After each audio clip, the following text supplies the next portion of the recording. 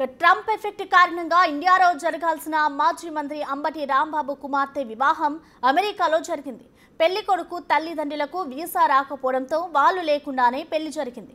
అంబటి కూతురు శ్రీజాకు తణుకుకి చెందిన హర్షతో కొద్దిమంది బంధువుల మధ్య ఘనంగా వివాహం జరిగింది.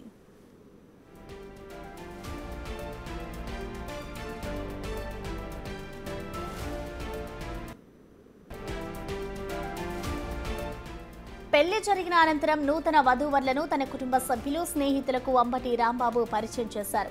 తన కుమార్తె శ్రీజ ఎండోక్రైనాలజిస్ట్గా, తన అల్లుడు హర్ష సాఫ్ట్వేర్ ఉద్యోగిగా అమెరికాలో పనిచేస్తున్నారని తెలిపారు.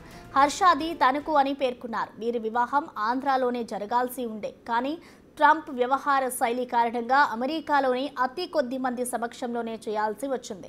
ఎందుకంటే మళ్ళీ ఇండియాకు వస్తే ట్రంప్ తిరిగి రానిచ్చే అవకాశం లేదంటూ అంబటి రాంబాబు చలోక్తి విసిరారు.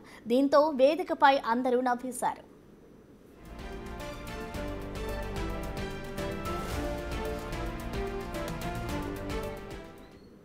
కూడా వచ్చి వారిని ఆశీర్వదించేదానికి కార్యక్రమం చేసాం. నిజానికి హర్ష ఫాదర్ మదర్ రావాలి, వాళ్ళు పాపం 3 సార్లు ట్రై చేశారు వీసా కోసం.